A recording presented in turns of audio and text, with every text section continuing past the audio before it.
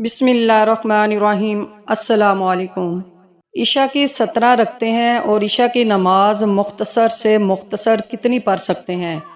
اور وطر کی نماز میں اگر دعائے قنوت نہ پڑھیں تو وطر کا کیا حکم ہے؟ کیا وطر کی نماز ہو جائے گی یا نہیں؟ جواب: عشاء کی نماز کی کل رکعتیں 17 ہیں۔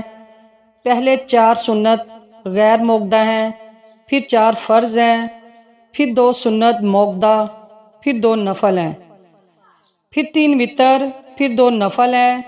اس طرح عشاء کی کل رکعتیں 17 بنتی ہیں۔ اب ان میں سے پہلے 4 سنت غیر موقدہ ہیں، اور سنت غیر موقدہ کو پڑھنا بہت زیادہ ثواب ہے۔ اگر آپ پڑھنا چاہتے ہیں تو پڑھ لیں، آپ کو ثواب ملے گا، لیکن اگر آپ نہیں پڑھنا چاہتے تو چھوڑنے پر کوئی گناہ نہیں ہوگا۔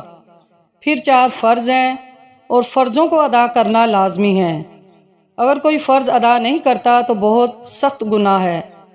اس کے بعد 2 سنتیں موقدہ ہیں، اور سنتیں موقدہ کو بلا وجہ چھوڑنا گناہ ہے۔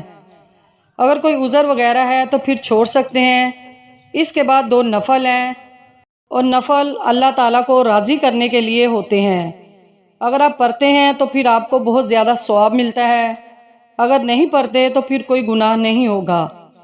پھر اس کے بعد 3 وطر ہیں، اور وطروں کو ادا کرنا لازم ہے، کیونکہ وطر بھی واجب ہے، اور واجب فرض کے برابر ہوتا ہے۔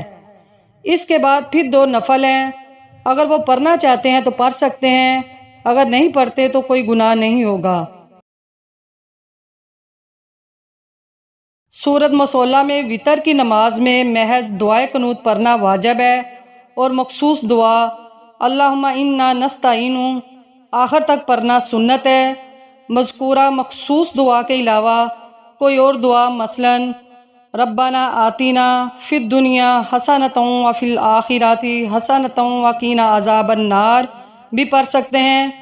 البتہ اگر کوئی بھی دعا نہ پڑھی ہو تو قصداً ایسا کرنے کی صورت میں نماز نہیں ہوگی، اور بھول کر چھوڑ دینے کی صورت میں نماز کے آخر میں سجدہ سہو واجب ہوگا۔